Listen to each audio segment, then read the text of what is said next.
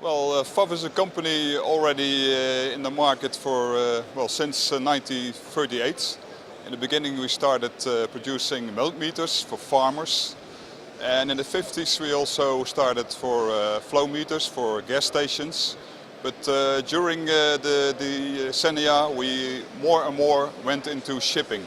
So we made very reliable, robust flow meters, and those flow meters were involved in the shipping business, and actually the ship owners were quite happy with the robust meters, and that is what happens. And now VAF is mainly a supplier to maritime business. So nowadays the products that VAF is supplying to the maritime market is flow meters, the PT2 flow meters, the very reliable flow meters, also together with temperature measurements. And we supply torque sensors, the T-Sense torque sensors, and also, which is one of the newest developments, we have a torque and thrust measurement system to measure the propeller performance, but also the hull performance of the ship. And that's very important, that we can divide those two performances into two.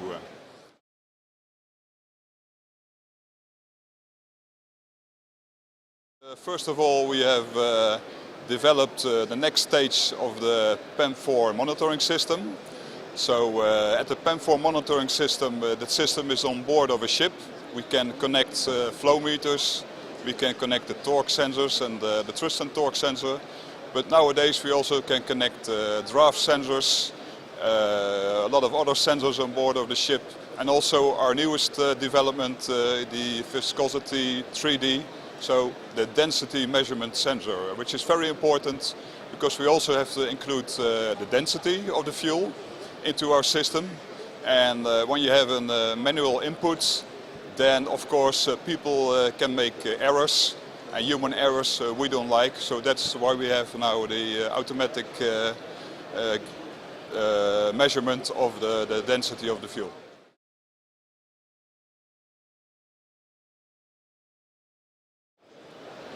Well, the newest regulations are, of course, what is very important, MRV. So that's monitoring, reporting and verification.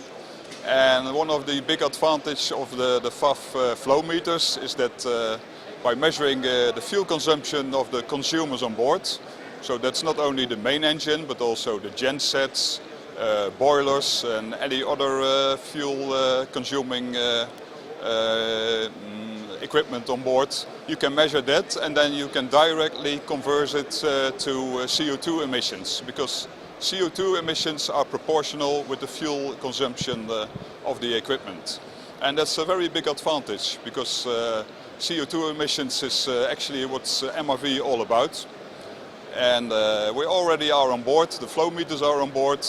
We all put it together in our PEM4 system, and then we can calculate the total fuel consumption per consumer and also the total CO2 emission per consumer, and we can make a total picture for the ship itself.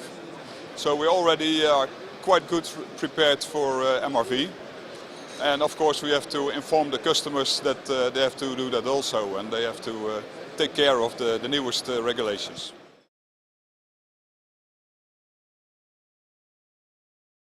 The message to our clients is, until now, if they haven't done anything about fuel efficiency monitoring, of course it's very important that they start that project, because by fuel efficiency monitoring they can decrease their fuel bills.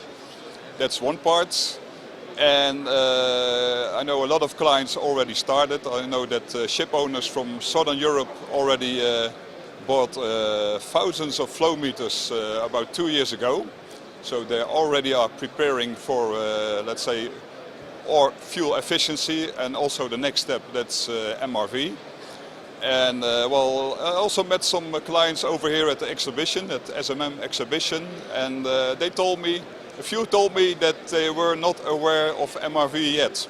So I told them that they had to prepare for something. At least they have to start monitoring fuel consumption, and then the next step will be that they also are going to be prepared for the MRV rules and regulations. But of course that's the next step.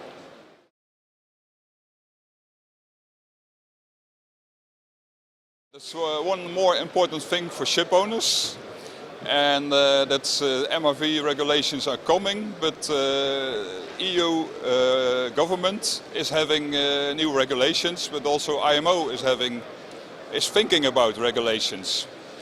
And the strange thing is that the regulations of IMO compared to EU regulations are different. So I think a lot of ship owners now are a little bit preparing for CO2 monitoring. That's one thing. But I think also a lot of ship owners are waiting for the precise regulations.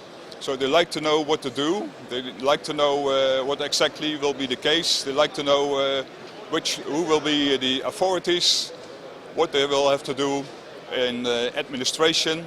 And that's one thing that's making it very difficult now for the ship owners, because of course they like to have the same regulations from both IMO and EU government. And I hope that both parties will manage to arrange such a thing to make it easy for all those ship owners outside.